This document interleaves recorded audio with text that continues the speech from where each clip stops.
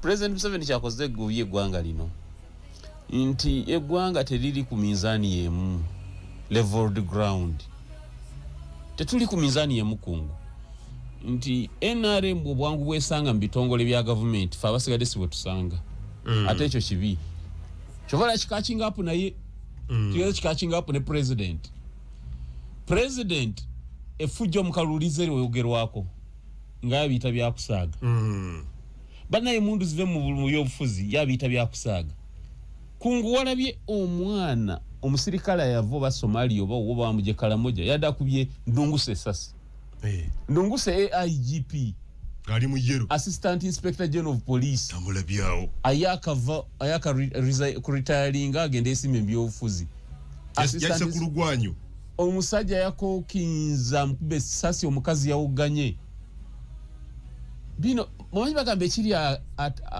atabala kiri na nesigadde waka. So violence mu politics kankunyonyole kabe tangodo yoyo kabantere ali safe omuntu lumajja kunyiga abwe mundu ze balekera abawagizi babwa sike mundu amkube sasi. That would be extreme. Ankuulira twetaaga Uganda ekwatisa amateeka ne NRM yafuula amateeka ng'ennyumba ya Nabbubi. Ennyumba ya Nabbubi yekwata ensowera tekwata minya bamunyagwa bo ize nobalimba buli bintu munyagwa ine mundu awo bajja wano ne banjola nebo abantu babazine mundu bazesongamu. You are going to kill each other. Kino kibabuli ate president yakimanyi. Already they killed each other. No, and they will. Kubanga twala bicha badde kamuli amasasi ganyose bawo mukubali abadde mu lokana. Ne bamukuba amasasi nafu. Ne bamukuba amasasi nafu. Engoma je manyi kyo kimanyi manyi yo bulungi. Mutabani wa Jeno Tumukunde bamita Philip Tumukunde. Naye yaje emundu nakuba amasasi awo. Era omuntu omwali mu dwalira kyapo kya nabiwono mu Western Uganda isinjiro ne wala era amasasi ganyose. So the election was marred by violence. Yes. Kakati you see battle government revolutions normally crush their initiators. Ne monsters normally feed on their bleeders. Kakati buli lwokwata a mafia nogiteka mu system such to return into a monster which will consume you later on. Come again? Buli lwokwata a mafia nogiteka mu system yandibadde goberera amateeka that mafia system will graduate into a monster which will later on consume you. So Oweekitiibwa President ezebbaluwa zawandika akyawandika nyingi. Ayogera ku voter bribery, use of money, efujjo lino lyonna. But yatuwadde assurance nagamba CID ne ISO already bakuteyo dabawira naga nti bagenda ku bavunaana era ensonga bazirondol up to the dot. Byabiyogera. You see, soko sazeemu akalulu. Ate batya. No kasazeemu anti ogambye kabadde marred by voter bribery biki kasazeemu tekakali free and fair.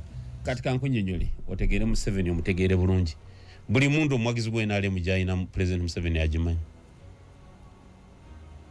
nkudiramu buli mundu omwagizi we nale myena jayina President Museveni ajimanyi akiyogera bwotyo abayekera kungu abayekera obalaba kigambo mundu bakitwalanga kintu kikulu neera bwogeza n'okubira polisi n'obagamba nti wane nti ndalwa abasajja bayine mundu bbiri naye tetubategeera mu dakika 3 ojja kwaloleza amagye 3 nga zeetoloddeko ntinda banonye mundu ezazimanyi naye abaana group abasajja abantu abo naye zibawa nga yerimbise mukyaga munyambeko mu futiz opposition kati benyini batansezeeko zesaako ate tebakulimba nti ojja kutto nti biwa bikubiwedde nti onakubye omuntu wono mbu biba bikomyawo ne mu generation bajja kwekuba kwa abamu bagenda kudanga ba independence a good number of them. A good number of them bajja kwekuba.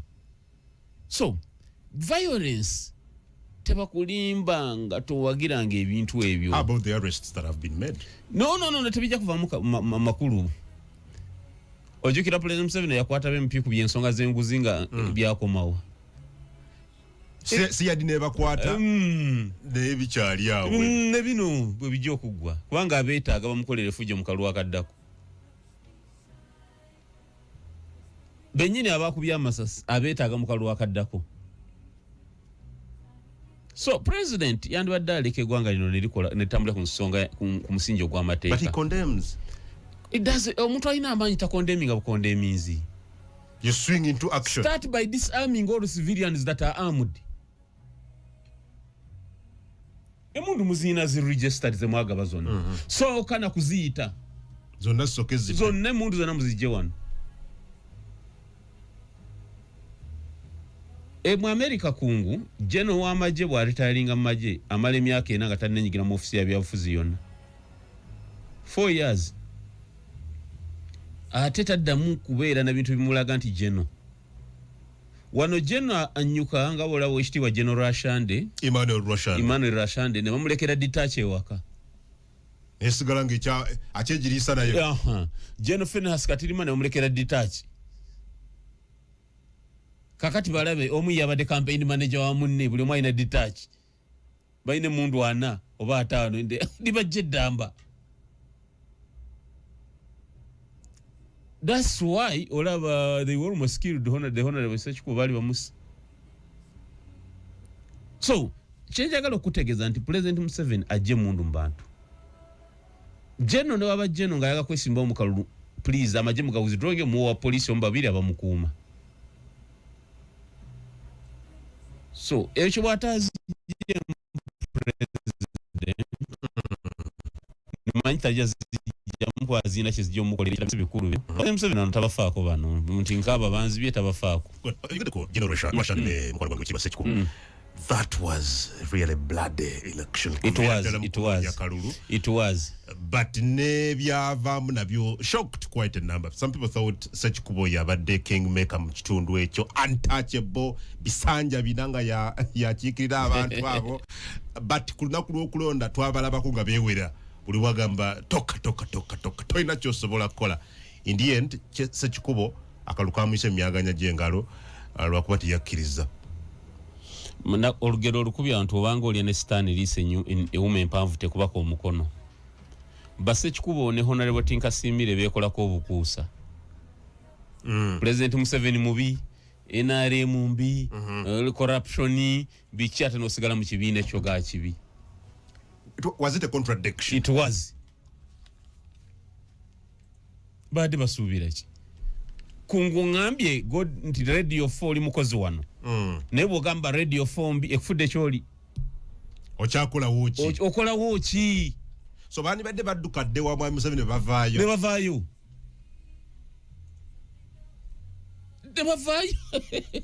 Mukazi bumufuna obuzibu olwa buno. Nkuddiramu. Because oli ajja kambeerewo ng'omukkiriza NRM is a mafia system.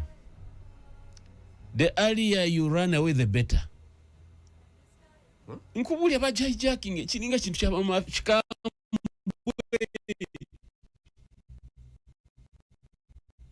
kibiina ky'abanuleka ku no nsonyiwe kakati gwe it was hijacked by mafias.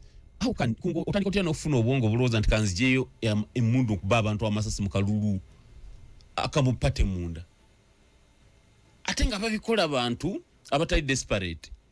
Jeno kati kankubuuliza omwana wa Jeno Tumukunde yandibadde akola ekintu bwekityo bwekibanga kituufu yakikoze, but some say it was in self-defense. Then that's another thing. Because he was attacked. Deputy RDC or district in Akaseke ngamba nti bwe babatuuza explanation gyeba ono gyeyamuwa nti yali akyamye kumpi ne bali we bali ba opponent ba bonde munne yali mu race ne bamulaba ne balowooza nti azze kuba attackinga ne bamutandikako kumu attackinga then bwe yabadde adduka najjayo. Then that's understandable. Self-defense naye n'okubanga emmundu shortcomings zino 4 5 but yage nti ekisooka omwezi gw'okutaano baakakasa abalonzi obukadde 18 mu emitwalo 5 mu register yaabwe naga nti okusinza ku data gwe balina abalonzi obukadde 9 mu emitwalo 2 mu 12,000 be bajja ku olwo moreover olunaku nga it's a weekday. All of these 9.22 million people came and voted. About 50% of the confirmed registered voters. This is something, this is a good job. Alada chirimu obulimba n'obutuufu. Kiri ekya milioni 18 si kituufu. TNRM ina abawagizi milioni 18. N'eki abalonzi. N'eki n'ekye okuba nti activity yawe yabadde eggwanga lyonna. Yabadde kondedde n'enyerifa aboludde oluvuganya. Ekyo n'oba oneebuzaabuza oba olimba. Yes, wala oba weerimba. You see, kungu pate bwekola activity. Okiriza mangu. Anti nze munyagwa ndi honest. Kuba bino mbibaddemu. Ate nze siri mbino kunoonya mulimo. Ndi mbino kwagala nkyuka. Pate bo gye mugamba nti ewedde matu erikola activity eggwanga lyonna at the same time. Activity yo netambula eggwanga lyonna koona tukoona pate yeba y'amaanyi. Bye tunenya abannaffe ebibiina by'opposition abamu bye batategeera. Naffe twandibadde tubayo na activity eziteeka eggwanga onto a standstill. Kenya kungu government ali mu government kyasobola okukola n'ali mu opposition asobola kikola. But boba sobola bakiriza bikola ebyo. Ate ajja kukkiriza. Oli ajja kugamba NRM is a state party. Teri agenda kukkiriza ne Kenya ojjukira mu maandamano Raila nga tanakwatagana Ruto. Ne motoka ze bazikuba amasasi singa teri mu bulletproof car yandibadde yafadde. Nega kyogoba musanga ku nyimbe ne mufubutula emigo ne givuga nadduka. Kati kuno kwekala kaso kuli Kenya kyoga abantu bafa. Bafa.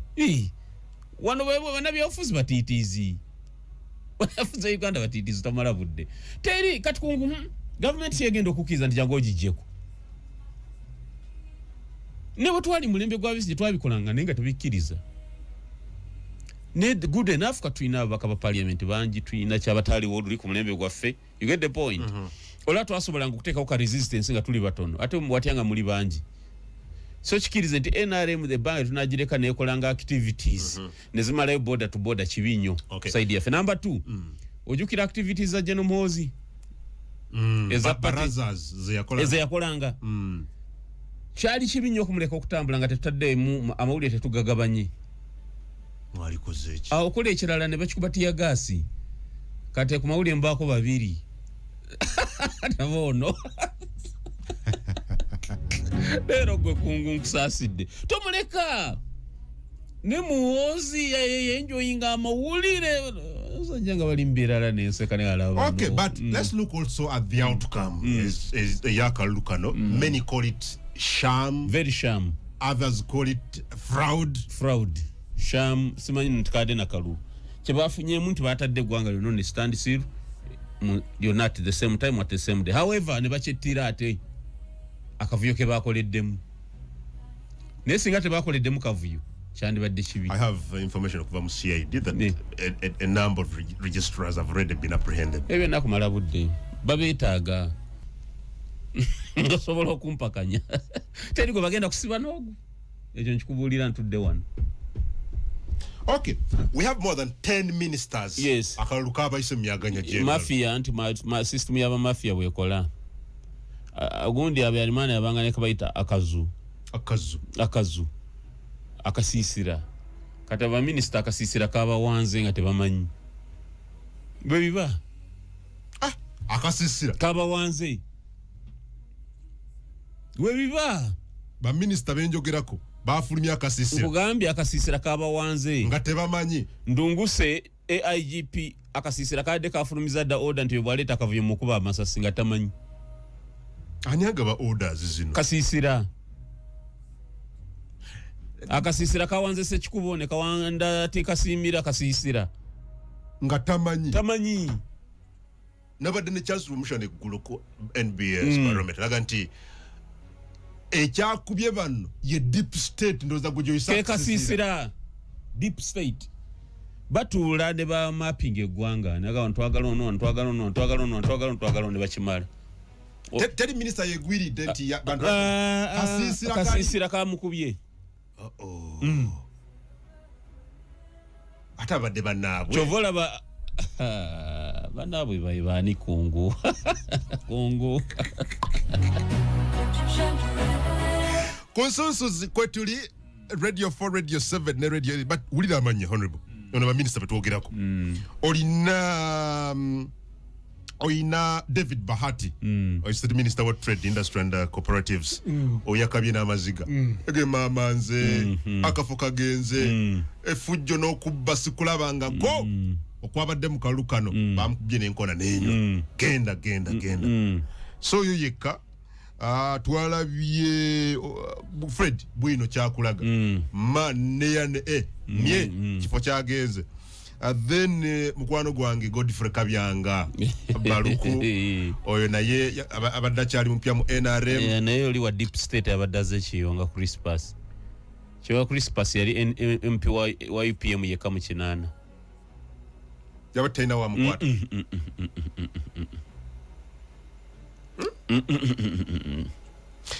then ulira Jennifer Namuyangu Bunyoro Affairs bafubutudde Peace Mutuzo li yayogera kubiri ebintu by'abakyala bafubutudde Dr. Joyce Moriku Kaduchu bafubutudde Victoria Rusoke Businje bagobye Rose Lilia Kero owa Ethics and Integrity gwanga liyongera kufamu mpisa ne bagobye n'abalala katika nkubulire buli kalulu akabaawo President Museveni making sure nti mutaliterate parliament ebera 80%. Is it Mr. Museveni who does it? Buli kalulu akabaawo President Museveni making sure nti abaka kinanda ku 10 tebadda. Olwachi they don't need an experienced parliament to keep on checking them. Let me tell you Kungu, these people the rebels they NRA guerrillas tewali kibakola by accident teri kigwawo by accident teri kibagwako nga tebakigenderera akasisira tekakigenderera akazu nga tekakigenderera deep state etulawa mugandange gwe kimanyi nti wali kibaita akazu the deep state nga tebamanyiddwa no ku face exactly utawalaba weshitibwa Sam Kutesa ngamba sekikuba LMP yagamba yali ayita Hanifa Kawoya yogere sekikuba nasembya yo sekikuba sekikuba tena yitiwe kare karuga jenda sekikuba nagala agende kazindala akalala SFC ne Mstranga ne president yali awo atunula president na atulamba yali sign ya amanyi yakola na situkana tambula butambi yali sign ya amanyi ku muntu alengere walo manya nti bangobye because yali kitegere down situlomba ka parliament mu maso ga president kuba kutyobola president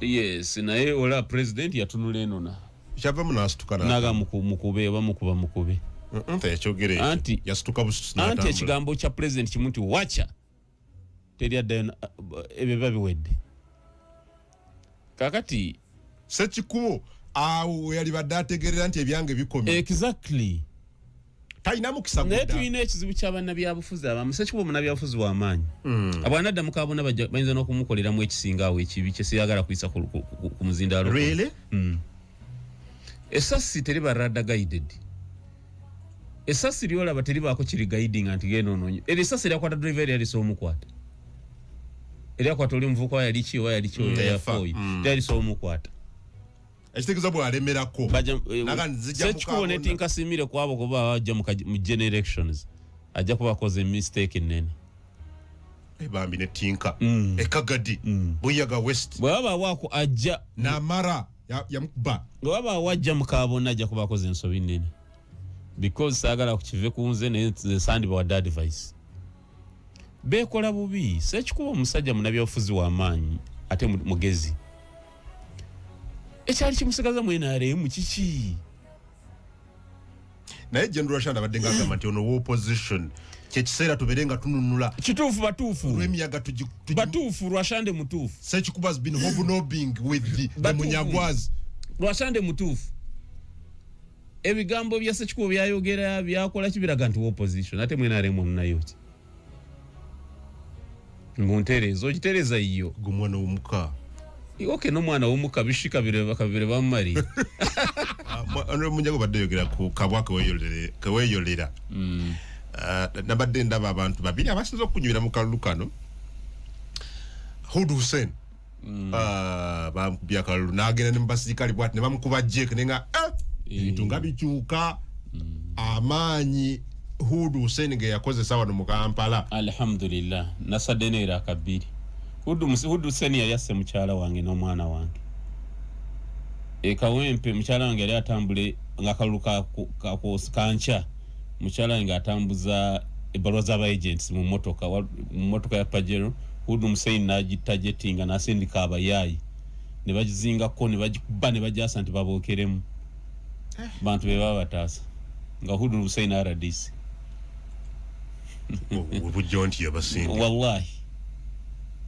wallahi so wasadde nera akabiri namba Katonda weebale amaziga ga munno yes tebamukoze hati kyakola nze mukyala wange n'omwana wange tekyatuse ku kye bamukoze singa bamukoze n'ekisinga onandifadde nfuna no mwana nze bisitera kubeera bwentyo Mauritius njagala ntegeeza abantu nti neggwanga lyaffe ffenna kungugwe bw'okwata ennyumundu n'osika trigger n'okuba Munnayuganda munesasi mu mutwe manya naawe owoze ebbanja Katonda naawe ajja kugerera ajja okukuba essasi mu mutwe akalulu nze neewuunya n'abantu beenaale mwomu abaaki ogwotya n'akalulu n'okaaba ng'ogudde bakuwangudde kati okaaba ki why you crying they are not fair kati obulamu bukomyawo I think kyekikulaga NRM omululu gweyina ku byobukulembeze Hudu Hussein oli RDC Hussein oli RDC ayayina okulaba nti akalulu ke twalimu kalimu obutebenkevu n'okungaga yaye gatakinge mukyala wa candidate omu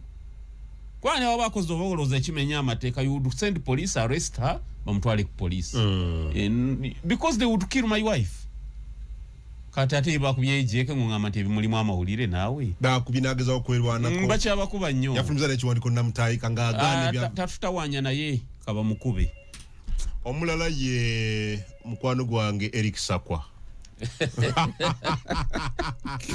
namulebe ngagamba bakuyeba agents n'okuba malawo nze njagala kubira omulanga kale mu nsonyi Eric Sakwa omujjukira ku bisa by'akwano Dr. Kiza sina kyesimanyi Basakwa bomba manyi agateri ku best tajja kulinnya wano exactly nenjagala nze kale mu nsonyi ebyenjogedde mbimenyeewo nebigenze ku record ne kale mbimenyeewo naye njagala ntegeeza abantu bonna abakolera NRM kolanga omanyi nti Uganda togenda givaamu kolanga omanyi bana abakozesa enkya tebajja kufa nako amuteringi ukungu fe tubirabye Hudu alajana yekka ne bwe bandi museteri yandifuddeyo Katonda yamuyambye n'atafa but even if they had killed him tuwali yandifuddeyo nga basono weka muli so bwe baba kwa dovunizibwa oli RDC oli diso oli DPC tewemalamu ndunguse yakulirako enekireka girani flying squad SIU nze bantwalako ku SIU ne bamaze ennaku nyanga sirida bandunguse nga bagikulira nomulayiba bebikonde mu face bagala mukuba amasasi nodda ku musaalo nosala eneggwanga ffenna tulizimbe nga tujja libeeramu tetugeza n'oba position nze nali meye Kawempe deputy wange yaliwo NRM bananga opposition ne banvuma nnyo nembagamba NRM ina bakansala 3 tukolagane nabo tetujja kulwana bulwanyira because banakawempe babalonda kyovula batusinga ne bakansala but gwe n'obeera opposition manya nti NRM wa the politics wali but nyina waliwo besijja kukola ebyekisiru obeera NRM manya waliwo kisijja kukola sijja kuyita waawo neno lesson yabadde nnungi nalawo n'omusajja bami kama omwoyo gwagulamuze kise yafa Sam Omara oluvannyuma lw'effujjo eringi ennyo Sam Omara nze nali bambi famire yetusonyiwe naye teyasasulwa kubanga bamukozesa ebintu bingi nnyo si yandibadde afiira mu kalwaliro akamu wano ng'obulwadde nze ngambye kyali kibi kubanga alina mutabani we Roya tetwagala mudda mu biwundu council we are sorry but teyasasulwa nali njagenda nakumulaba nenoonya esimu ya Royo nemukubira nga tankwata naye nja mmanyi ffenna tuli bannayuganda kati bino ebyokuba n'akamundu mu kiwato n'okola buli fujjo tebijja kugasa tebijja kugasa se bafunemu kyakuyiga okusinga okutunuulira achievements batunuulire nnyo ebiremeredde yes that would help them go far naye saagala bamere malala instead kubanga ebiina bingi ebyetulabye from grace to grass nekibanga kirabanga ekisimbudde ate nekiyiika omulundi gumu FDC yawangulako Steso sub-region mu 26 lwe baali basibye Dr. Besigye ojjukira nominating Dr. Besigye nga ali mukomera mukalwako twawangula Teso sub region bajejo odongo bonna twabakuba baani ne Bugisu ne Rwenzururu engeri wona toyogera ne 2010 byonna batukuba wonneeyo amalala galeme kubamera. Let them know, learn how to handle contradictions, mostly internal contradictions. Ekyokusatu buli kintu ekya bayigo kwanukula reasoning ne reasoning. Voices of reason must be answered with voices of reason. Positive criticisms very answered with positive answers and solutions. Never them kufulo obusegu their doctrine. It will help them go far. That business ya guligotakanya na tumwemule tumukole bino ebete bijja kubatwala wala. Yes, I'm surprised that abayoza uses. No. I didn't expect that. Kati nze mbaga zaki bagambo bakuba buli wobeero wakuba. Kati come on. Nze NRM ze wano NRM munjinenyeze ebintu bimeka. Nesibavumye, you get the point. Mwawule nange munyagwa common man's part oli wadembe to criticize me ngambe kino. You okay with it? You am okay with it. Mwawule omuntu akulaga ensobi n'omuntu ata akuwalana. You see bitu bibiri byanjawulo. Na ye problem nti abantu tuva mu all walks of life ne tuyingira politics. Naye abantu twali mu okuvaamu empisa zeeri buli field gyogenda mukungu bo waliwo isango kyasomesa sibo ino ko isango oli munamawuli atengo kulia radio enene ngeno. Yes, tusuubira nti olina okukyuka. Nze siina kyempala na kweni yupi sibegomba ate sibawalana. Siina kyemmisinga mweni yupi ate siina kyenjiwalanako. I don't miss anything there. I don't. That's powerful. No, siina kyemmisinga mweni yupi ate siina kyembawalanako bayinaki. Big with MPs. Parties have had MPs. Semogerere mu kinana actually. UPC geno nonyereze. Semogerere yali mu parliament yo mu UPC yali musiga abaka abiri mbameka. Something very close. So, but opposition parties ekyabadde yamanyi nupute nasembera na DP we yali mu kinana. Yes. So siina kyemba wala nako. Ne wala bi mwami Bobi Wine we yabadde bweru eyo bayabadde wa. Naga nti mwemwe ne kibatawanya kadi. I don't know whether you saw that clip. Simanyo bayankonye konze because ali sure nali musabyeko card. Is he sure? I wish I can get that clip. Jizanyira watuuliza. I wish I could get it. Nebo abagamba munyagwa card ya nupu. Yi. Ngasi buli omuntu yankulembera nawe kungu.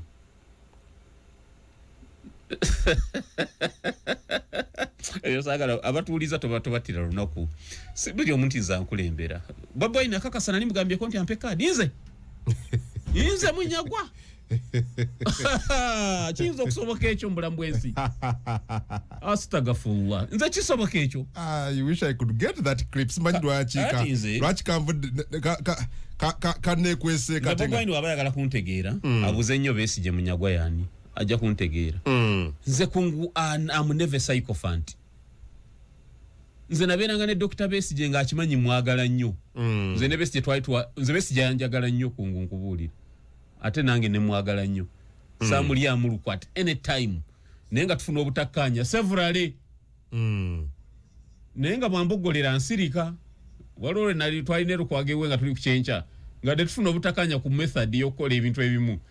Yali ayogera n'ayogera kati nenjagala nsituke ngende implementing ekyakoze eki kyayogera nga soko otuule nakangula eddoboozi nga musoresa netu mangunyo ne wetonda.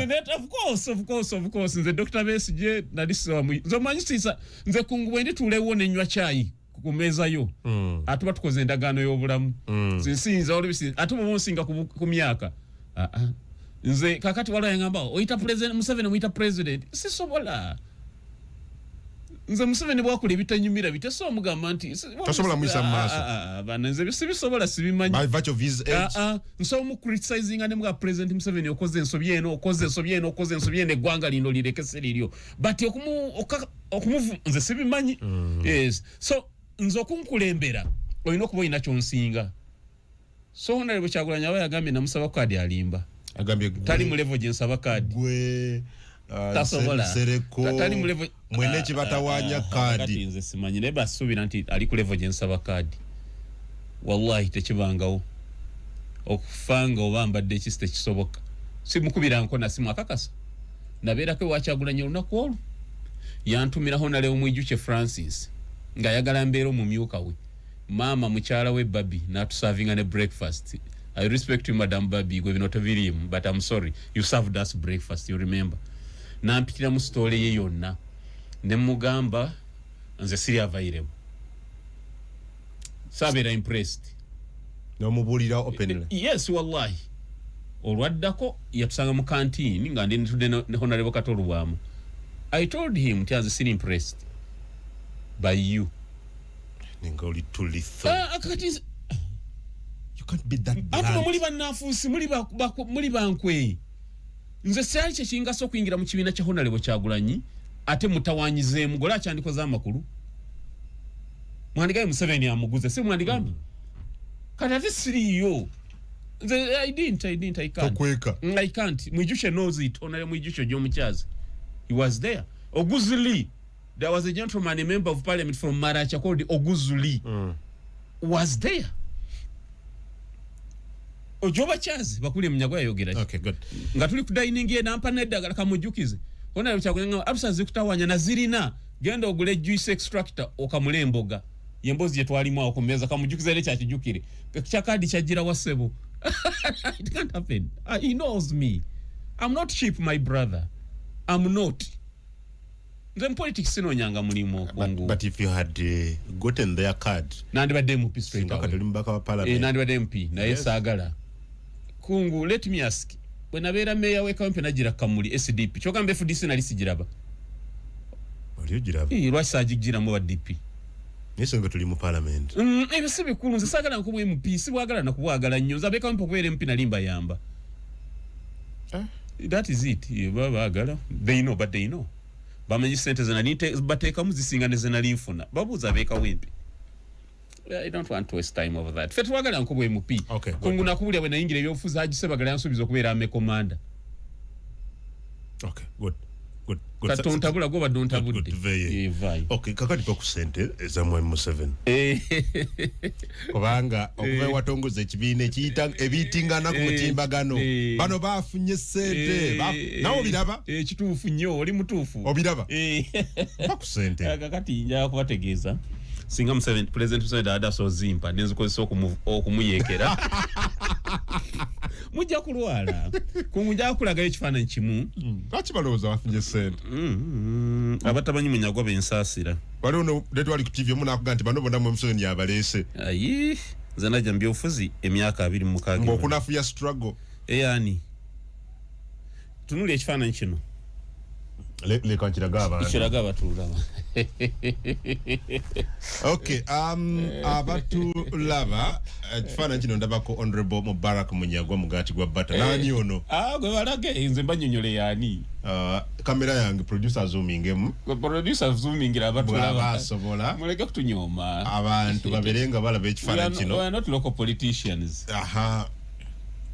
Producer zoominga mwa. Zoominga mba kirabi kati baleke kutunyoma. Muleke kutunyoma bannayo. Aha, yongera zoomingemu. At least yongera mwa kati yongera muko. Yes, ekifaananyi kyekyo kyolaba. Oyo musajja ndaba Honorable Munyagwa. Oyo Sheikh. Aha. Ali mu government yekata musajja wa amaanyi. Genda kulaga ebifaananyi 7.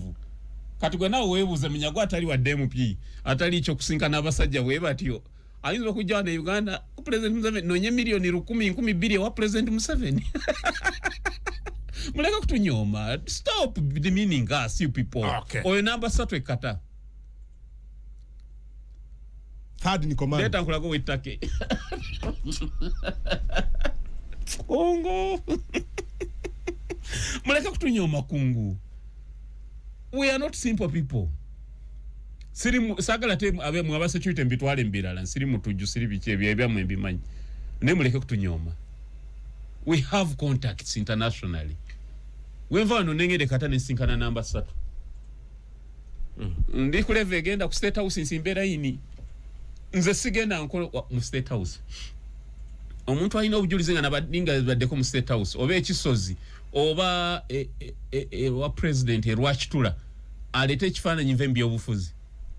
naye nze njagala ombuuza obujulizi bwa abo bonna aboogera abakulembeza ebibiina by'obufuzi buli ombuuza omu ku omu biki byafunye mu president Museveni nze nkuwe okay Bobby Wine yasooka nayingiza emmotoka etayitamu masasi wano president Museveni nagisasulira omusolo receipt togirina n'ebbaluwa you don't have I remember that talk waliwo ekifaananyi kyafuluma nga alina abasirikale bagenze ekisozi nagamba nali nkyali muyimbi nze mujeyo kamu just one nga nine president resigning ebyobufuzi so this is blackmail malice kwa president nabona ogenda wa president Museveni ajja kuwa billion 3 billion 3 billions omumwa guno nze munyago bonzijako omumwa obonzise nze sagala nnyo to be gag muzzled isi omuntu okunsiba omumwa obonkoze bubi billion 3 president Museveni zakuwadde zigenda ku confusing a complete otandika okwogera ebitakwatagana nga you are not independent minded nobola bensobi mwenali mutojogera nze ebyo sibisobola agala kweyogerera the common man's party in international friends General Bigirwa is traveling very soon the secretary general already muja mulabanga traveling people are going to travel ate fe byafe si yakutega basajja beyiye yo mu luseke wanaye muje onalete $10 nze byange si byakuba luseke we don't need common man's party kibina kya muntu wa bulijjo si kuba luseke tujja kusobola okufuna obuyambi obutonotono obututambuza not fe twaga sente zenare and we are not interested if I want to meet presidents their presidents I can meet nyina nekifaananyi mufyono bono nyonyogera ngenda kikulaga outside Africa their presidents we can meet okay ekyo kitereza wabale okay Shamim Malende yakomyewo mkyalo mwanyinaza badde mu ddwaliro e Kenya yaniriziddwa mu bitiibwa bakuba yagenza okujja nga ekifo kya Kampala mu kibiina kye mu Ndoredi waliwo abantu ab'amaanyi olwedde abakyagala okuli Zahara Luyirika okuli omukyala Mita Winfred Nakandi bonna bagati gwoli mulwadde bulwadde bumaze ebbanga bukutawaanya ekifo ffe tukyetaaga kati era yaga nti ndabye ebizibu ndabye ennaku watukyazako ku Eagle ku NBS Shamim Malende namugamba ebintu nga tukirira madaala nga tawuliriza namugamba ki namugamba ebintu byali bingi nayogerako statement neŋŋamba nti nsaasira omwana yenna abeera ku kitebe kya NUP oba ekFDC nga wasiiba nga teyegendereza byalya tabikola ki musaasira ne banvuma enfa bw'otunulya Shamim honorable nsonyiwa honorable Malende nkulisaayo I'm sorry bambi Katonda yebale kuzza naye bw'otunulya ekirwadde sequence y'ebirwadde bya honorable Seginya nga bwe byali obirabyadanga bifaanana bya honorable Malende ojuka honorable Malende Seginya bwe yavee bwe najja nga face eringa I'm sorry omulwadde okumuge but it's terrible ayinza okuba waliwo foul player mukolebwako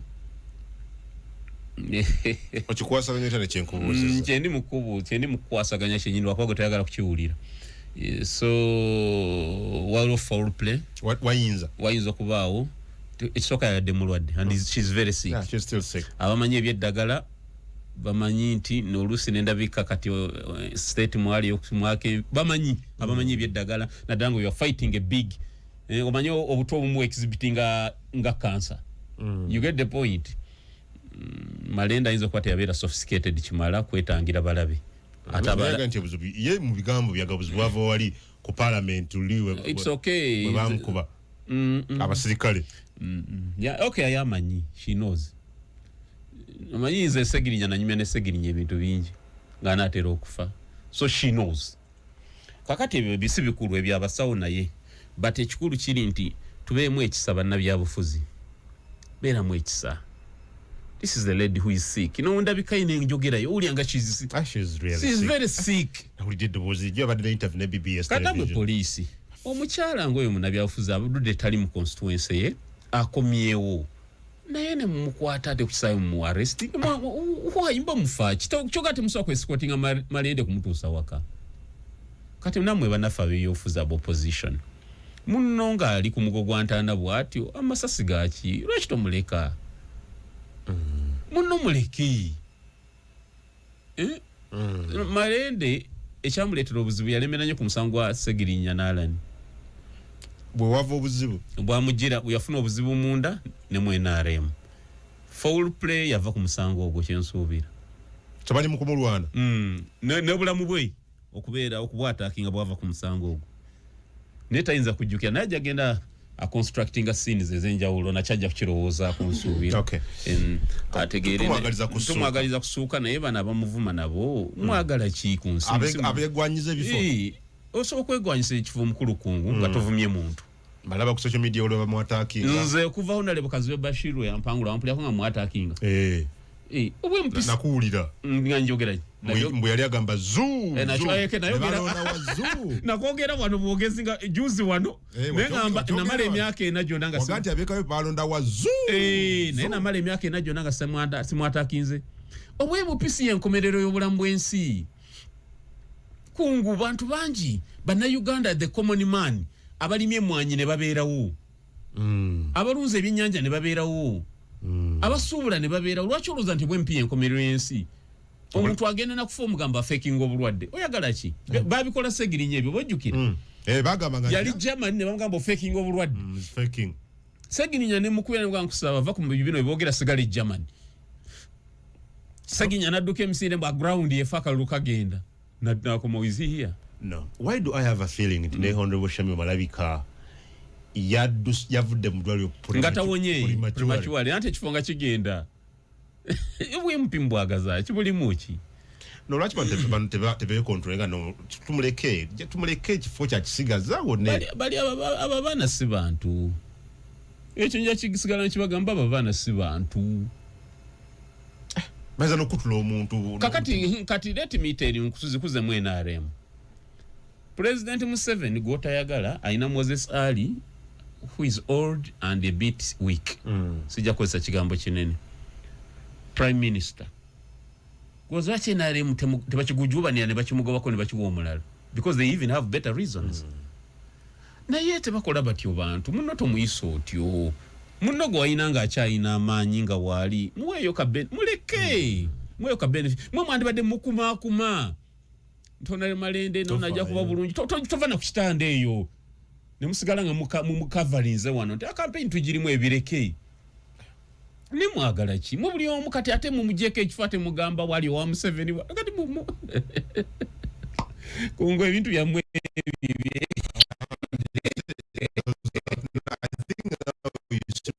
lwaki sagala kwetaba mu byabo opposition abantu bafuuka bayayeyaye kati ebyo byaki mchalo chimeta kwa NRM nebizu byafunya bakuba struggle yajingira bambi tamanyi kwekuuma nafuna obuzibu ne bamukola ebimu omutana bitegena nti babimukola ate gwe oyagala afe omuzi kati mwagala ate bwana afa God forbid nenga yafuda ate ne maiti mujirwanire kawo cyali kusegirenya kungunze nkuli opposition ya wana abantu bateke bagiteke lise kaliriza ne abantu bajafuna ebizibu bingi bumala mga struggle goya munasobola fuge gwanga mu ngomululu gubalinga mululu ono walwala mwaga kutwala city ye ono nga igwango lisobola oti igwango ina kuliba you see tubemu akobuntu abatuliza bansonyo kubanga yomba it's not a rant but ngezako kulaga tubemu akobuntu bogamba twaga kusiga kulya NRM ejudo butali bwenkanya kwa NRM yo obwenkanya bwajibula